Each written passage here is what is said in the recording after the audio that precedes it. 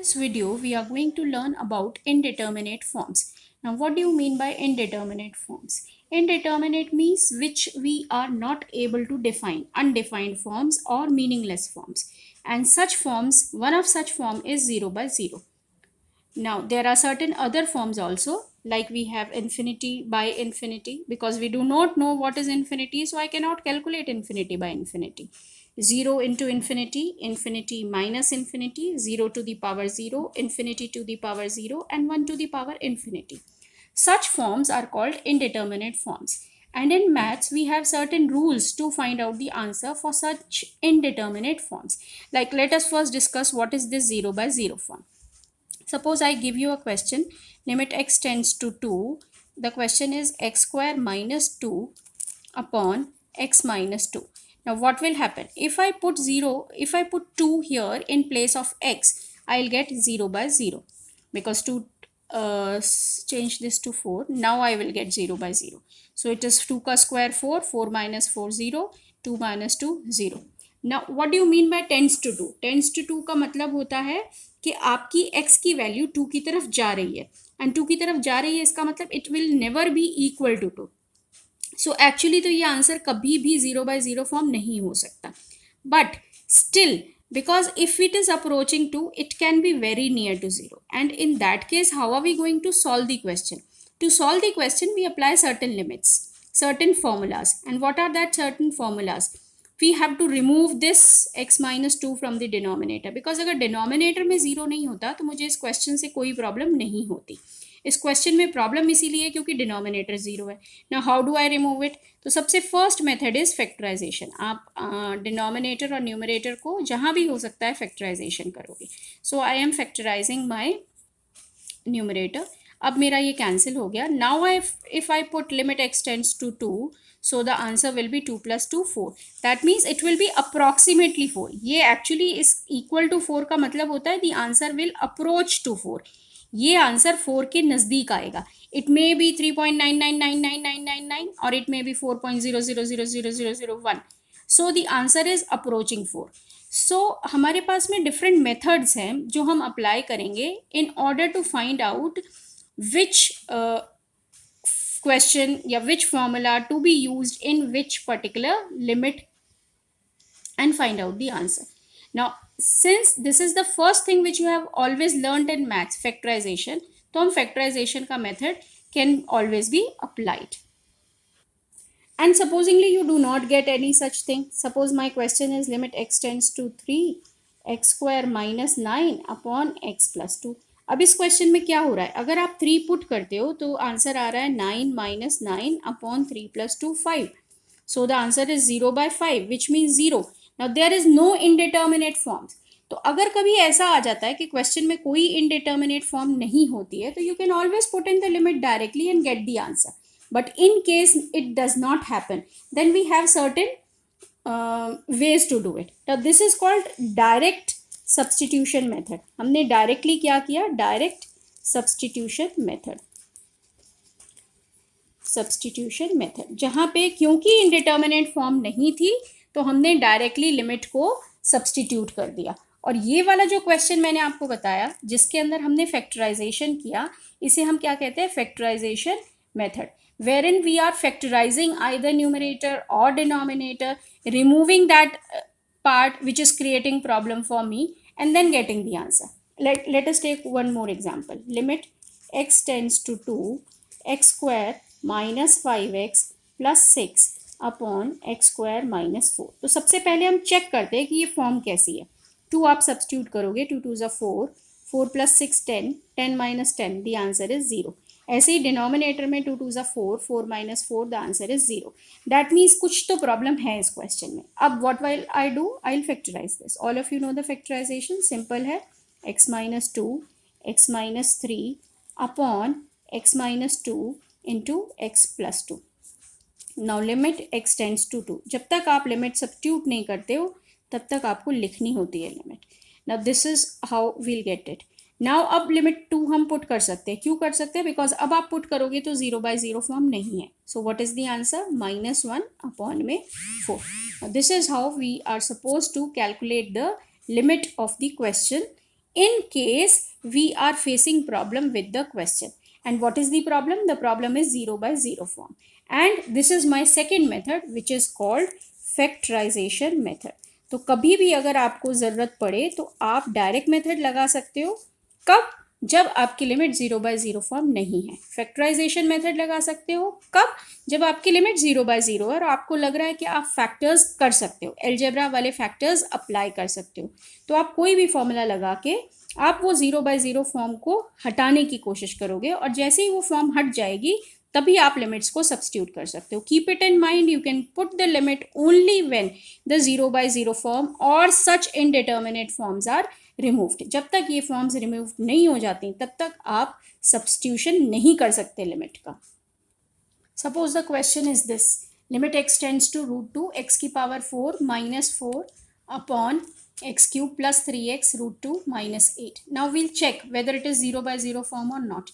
Root 2 की power 4 मतलब क्या हो गया? रूट 2 का स्क्वायर होता है 2, 2 का स्क्वायर हो गया 4. तो न्यूमरेटर तो हमारा 0 आ रहा है. डिनोमिनेटर चेक करते हैं. 2 रूट 2 हो जाएगा plus 3 into root 2 into root 2. So it will be 3 into 2 6 minus में 8. So it is 2 root 2 plus 6 minus में 8. Am I correct? 3 into root 2 is root 2. So it will be square. Square होने से देखो अब क्या हो रहा है. Now it is 2 plus 6 8, 8 minus 8 0. अगर वो पहले जैसा क्वेश्चन होता तो I can directly substitute the answer. So here I can not substitute the answer. अब मुझे क्या करना पड़ेगा? अब इस क्वेश्चन में मुझे फिर से फैक्टराइजेशन करना है. So let us try and apply the factorisation. Limit x tends to root 2. अब क्या हो जाएगा? X square minus 2 into x square plus 2 and factorise the denominator. The denominator can be factorized. You can do it on your own. That the factorization will be this. Now again if I'll check, it is 0 by 0 form. क्योंकि मैंने कुछ cancel तो किया ही नहीं है, तो 0 by 0 form as it is रही. मेरी प्रॉब्लम है ये वाला पार्ट. ये वाला पार्ट तो पॉजिटिव है. Now this can not be equal to 0. So that means this is equal to 0. अब जब तक ये पार्ट कैंसिल नहीं हो जाएगा मेरा क्वेश्चन सॉल्व नहीं होगा. So now I will further factorise this. Limit x tends to root 2 x minus root 2 into x plus root 2 into x square plus 2 upon x plus 4 root 2 into x minus root 2. अब आपको दिख रहा होगा कि ये part cancel हो रहा है which was creating problem. So now this is not 0 by 0 form. So this is not 0 by 0 form. अब हम क्या कर सकते हैं? अब हम सब्सटीट्यूशन कर सकते हैं. तो सब्सटीट्यूशन करना है तो रूट 2 की वैल्यूज को सब्सटीट्यूट करना है, उसको सब्सटीट्यूट करके आंसर लिखना है, and you will see that the answer is 8 by 5. Now this is what I am supposed to do in case I feel that I can apply the algebra वाले question में कोई भी formula apply किया जा सकता है. तो वो यही तरीका है जिससे आप फॉर्मूला अप्लाई कर सकते हो. Now there are certain other ways also. What is the second way? The second way is rationalization. Now how do I apply it? Now let us see this question. Here x tends to 0 है, और अगर आप 0 लिखोगे तो क्या होगा? Root 2 minus root 2 0 by 0 form है. सबसे पहली पहचान जो रैशनलाइजेशन मेथड की है वो आपको स्क्वायर रूट का सिंबल अगर दिख जाए तो हमें सोचना चाहिए कि रैशनलाइजेशन अप्लाई हो सकता है. सो वील अप्लाई रैशनलाइजेशन जैसे नॉर्मली हम करते हैं. रैशनलाइज द डिनोमिनेटर भी होता है, रैशनलाइज द न्यूमरेटर भी होता है. सो डोंट कंफ्यूज कि आप रैशनलाइज कैसे कर रहे हो इसको. रैशनलाइज करने का सिर्फ ये मतलब है कि आप डिनोमिनेटर आप रूट हटाने की कोशिश कर रहे हो, which is creating problem in your question. So this is how I am rationalising, but this time I am rationalising the numerator. अब रैशनलाइज करने के बाद क्या होगा?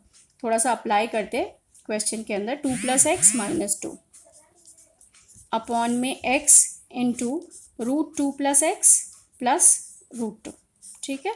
अब ये 2 से 2 कैंसिल हो गया. अब हमारे पास में आ गया x अपॉन में x root 2 plus x plus root 2. और लिमिट क्या है इस क्वेश्चन की? लिमिट है x टेंड्स टू 0. नाउ ये x से x कैंसिल हो गया.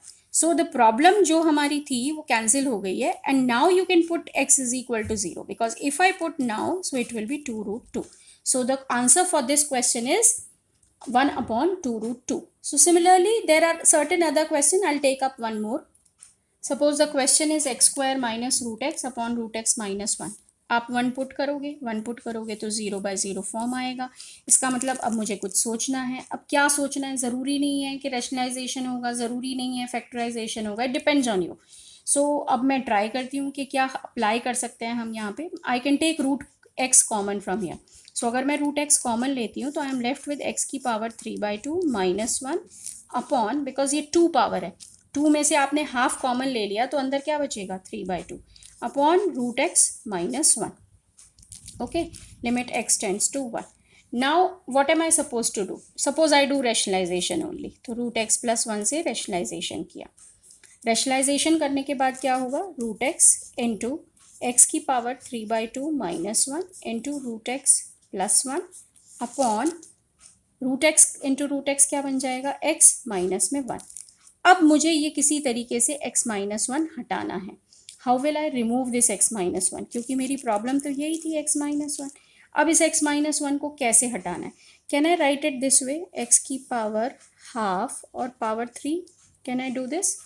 बिकॉज इट वॉज 3/2, तो I can now apply a³ minus b³.